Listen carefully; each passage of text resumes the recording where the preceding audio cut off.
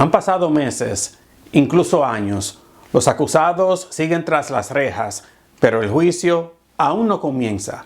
El brutal asesinato de la niña Jocelyn Nungaray, de apenas 12 años, conmocionó a Houston y a todos los Estados Unidos. Las autoridades prometieron justicia rápida, pero hoy muchos se preguntan ¿por qué el proceso sigue sin arrancar? ¿Quién responde por esta larga espera? Hoy analizamos lo que está pasando realmente en este caso. Comenzamos. Esto es Eni con Más, con Eni Pichardo. Hola, ¿qué tal? Bienvenidos a esta nueva edición. El trágico caso de la niña Jocelyn Nungaray, secuestrada, torturada, sexualmente violada y luego asesinada en junio de 2024 en Houston, Texas, continúa generando indignación y preguntas sobre el sistema de justicia. Aunque han pasado casi 2 años y los dos sospechosos, Franklin José Peña Ramos y Johan José Martínez Rangel, dos inmigrantes indocumentados de origen venezolanos, fueron arrestados apenas días después del hallazgo del cuerpo de la niña y acusados de asesinato capital, el juicio aún no comienza. ¿Por qué? ¿A qué se debe la espera? Antes de discutir el tema, les recuerdo que en Eni con Más nuestro objetivo es informar de forma independiente, con veracidad. Para lograrlo, necesito un pequeño favor de su parte. Simplemente haga clic en el icono de me gusta, comparta este video, suscríbase a este canal en YouTube y active el icono de la campanita para recibir las notificaciones de todos mis informes. Con este pequeño gesto, usted hará una gran diferencia, ayudarme a hacer crecer nuestra comunidad. Ahora sí, continúo. Franklin José Peña Ramos y Johan José Martínez Rangel permanecen detenidos en la cárcel del condado Harris, en Texas, con órdenes de retención emitidas por el Servicio de Inmigración y Control de Aduanas, ICE, y bajo acusaciones adicionales de secuestro y agresión sexual agravada, lo que llevó a la Fiscalía a anunciar que buscará la pena de muerte. Desde entonces, el caso ha avanzado lentamente a través de audiencias preliminares, disputas legales sobre la cobertura mediática y medidas para garantizar un juicio imparcial, mientras la atención pública y el debate político en torno a la inmigración han mantenido el proceso bajo intenso escrutinio. A pesar de la evidencia forense, videos de vigilancia y testimonios, los acusados siguen a la espera del juicio, en un proceso que refleja la complejidad de los casos de pena capital y la tensión entre el derecho a un debido proceso y el reclamo de justicia por parte de la familia y la comunidad. Para entender por qué un caso tan grave puede tardar tanto tiempo en llegar a juicio, ¿qué debe probar la Fiscalía y cuáles podrían ser las estrategias de la defensa? Conversé con el abogado José Pérez, quien nos explica los aspectos legales clave que podrían estar influyendo en este proceso judicial. Escuchemos la entrevista. Abogado Pérez, gracias por estar acá con nosotros. Un placer, Eni. Como siempre, un saludo a ti y a todos tus seguidores. Eni con Más, siempre con la verdad. Muchísimas gracias, abogado. Licenciado Pérez, han pasado casi 2 años desde el brutal asesinato de Jocelyn Nungaray y el juicio aún no inicia. ¿Es normal una demora tan larga en un juicio de pena capital en Texas? Yo te diría que es normal entre comillas, ¿no? Y te digo entre comillas porque es un proceso de juicio capital, como tú mismo lo has dicho, y tiene un proceso que se explica de diferentes etapas o diferentes fases, ¿no? Primero es la fase de preinvestigación y todo lo demás, después viene la fase de juicio, después viene la fase de sentencia y después viene la fase de la pena de muerte o pena capital como tal, ¿no? Entonces son diferentes etapas que hay que hacer y por lo tanto no es un juicio normal como, por ejemplo, un robo de un auto o digamos, un asalto normal o un secuestro o lo que sea, ¿no? Entonces, indudablemente son etapas y fases que hay que seguir, pero desde el punto de vista legal, que hayan pasado ya 2 años, Yo te diría que, por ejemplo, la defensa puede estar diciendo de que le está violando los derechos constitucionales a su defendido, al acusado en este caso, porque tiene mucho tiempo ya detenido, tiene mucho tiempo ya preso por algún caso que todavía no lo han encontrado culpable. Eso no quiere decir de que lo vayan a sacar en libertad, pero parte de esto es la Constitución requiere de que haya un juicio justo, pero también rápido, o lo que llaman expedito. O sea que la complejidad del juicio por pena de muerte sí implica procedimientos adicionales que podrían quizás demorar este proceso. Sí, absolutamente. Claro que sí. ¿Y piensa usted que en este caso existen factores legales o estrategias de la defensa que también podrían estar provocando esta demora?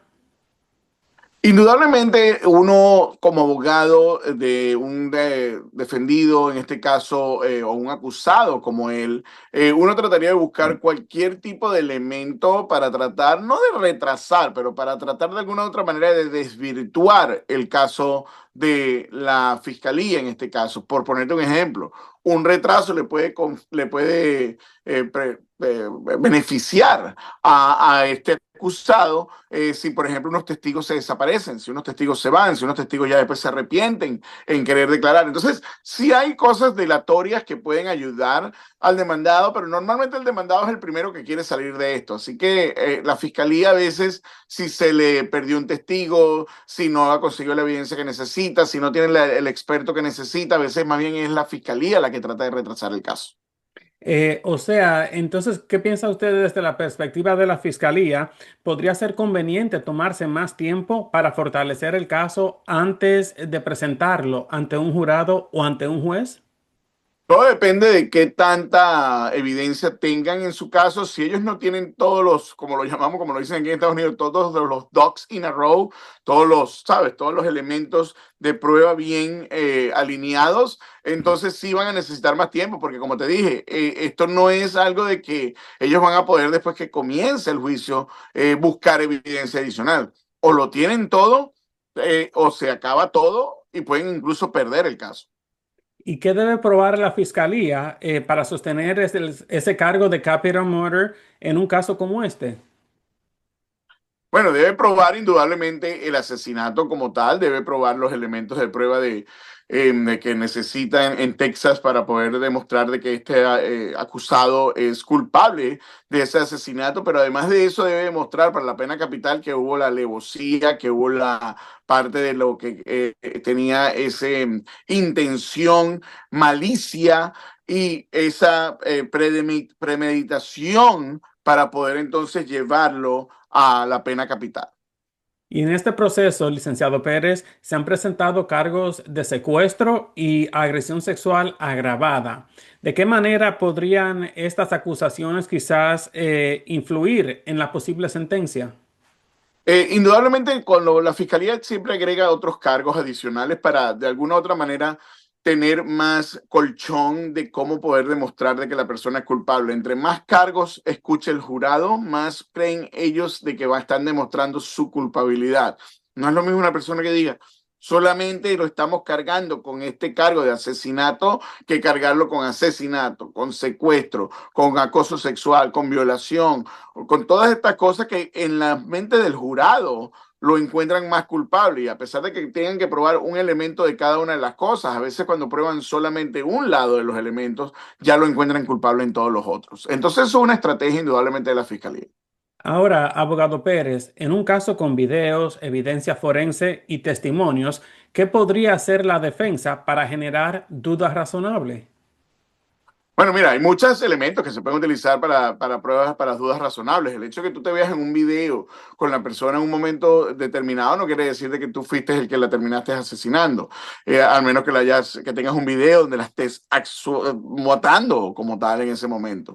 El hecho de que haya una prueba de ADN no quiere decir de que la prueba de ADN fue contraída en el momento que se hizo el asesinato. La prueba de ADN puede haber sido en otro momento. El hecho de que, por ejemplo, yo la haya secuestrado no quiere decir de que que yo la maté. O sea, es decir, hay elementos de los crímenes que no necesariamente porque se haya hecho algo o se haya dejado de hacer algo, no quiere decir de que eres culpable de todas las otras cosas. Si no, no existiera, por supuesto, la oportunidad de de los defendidos, en este caso, de ser encontrados no culpables de crímenes que a veces son culpables.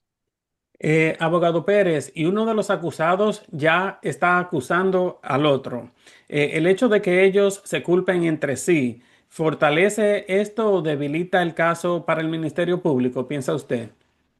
Yo indudablemente creo que cuando hay varios acusados, y en este caso unos que están admitiendo o acusando al otro, ayuda a la fiscalía. Indudablemente no es lo mismo que tú estés solo en un juicio en el cual tú digas yo no lo hice, yo no lo hice, yo no lo hice, y no tengas jamás nadie que te diga que tú lo hiciste, otro que la fiscalía, a que hay una persona que actuó en teoría contigo, te esté echando la culpa y esté diciendo de que de alguna otra manera tú eres responsable. Eso indudablemente va a cargar en las mentes del jurado en contra de ellos como tal. Y un punto interesante, abogado Pérez, es que este caso ha hecho titulares en toda la nación. La atención mediática podría quizás afectar la selección del jurado o provocar incluso el cambio de sede. Siempre, mira, la atención mediática siempre es un problema, a pesar de que, bueno, aquí estamos haciendo esta entrevista, es mediática, pero es un problema para siempre el demandado, porque normalmente ya la gente llega a ese panel de jurado de selección o preselección ya con ciertas opiniones. Y a pesar de que lo primero que te preguntan es, tú puedes tener el caso y decidir el caso de una manera sin prejuicio, sin vistas anteriores, sin tener una parcialidad. Tú vas a decir que sí, siempre. Tú eres humano y tienes una parcialidad, tienes una opinión y tienes quizás en tu mente qué es lo que quisieras hacer con esta persona, si es responsable o no es responsable. Por lo tanto, normalmente lo del jurado siempre es en contra del demandado y a veces piden que se cambie de jurisdicción. ¿Pero a dónde lo van a mandar, Eni? Tú mismo acabas de decir que esto tiene atención mediática en todo el país. Lo van a mandar a California, lo van a mandar a Nueva York, a donde sea, por supuesto. Normalmente la fiscalía también se opone a eso porque en un estado donde son de alguna u otra manera más, de alguna u otra manera, ¿cómo decírtelo? Que ellos están enfocados en encontrar a la persona más culpable en un estado que es menos liberal, llevarlo a un estado más liberal que quizás podría beneficiar al demandado, pero no es así, no, normalmente no pasa ese tipo de situaciones y bueno, hay que ver por supuesto qué es lo que se da con todo esto. Y acá estamos hablando de dos individuos inmigrantes indocumentados. ¿Piensa usted que el estatus migratorio de los acusados podría quizás tener un impacto real en el proceso penal? Bajo la Constitución no debería tener ningún impacto, Henry, pero lamentablemente juega un papel importante. Normalmente, acuérdate que la parte mediática que hay en contra de los inmigrantes en este momento es un factor significativo y yo sí creo que va a ser utilizado en contra de ellos, así sean culpables o no sean culpables. Anteriormente, licenciado Pérez, la ex fiscal del condado Harris, Kim Mock, ya había dicho que solicitarían la pena de muerte. ¿Qué derechos tiene la familia de la víctima durante el juicio y en la etapa de sentencia? Ellos tienen derecho a pedir, por supuesto, no solamente que se dé la pena de muerte, pero tienen derecho también a pedir si están perdonando de alguna u otra manera a las personas que están siendo acusadas en este caso, perdonarlos y decir de que no quieren que mueran, que prefieren de que paguen su cárcel estando preso, que por cierto, Eni, al final del día, estando preso de por vida es una pena de muerte porque no sales más nunca, pero diferente es que te mate el Estado, ¿no? Entonces tienen también el derecho de enfrentar al acusado ese día, de poder hablar directamente en contra del acusado, tienen el derecho de pedirle al juez la sentencia que ellos quieran que se imponga. ¿Y qué tipo de argumentos podrían presentar las defensas para quizás evitar una sentencia capital en casos extremadamente violentos como este? Mira, siempre se trata de evitar la pena capital desde el punto de vista legal, ¿no?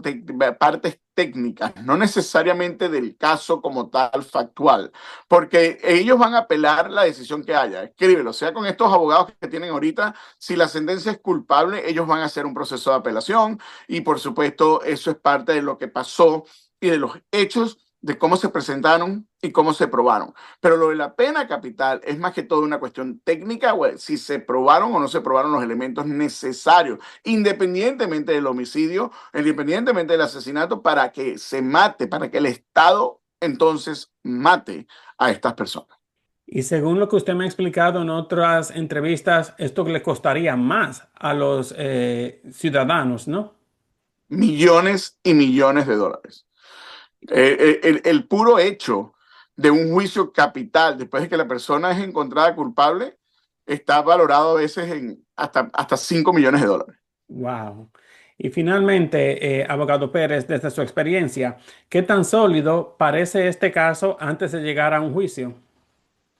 Y yo creo que hay bastantes elementos de prueba que se han dado a conocer al público de que podría llevar a una sentencia de culpable.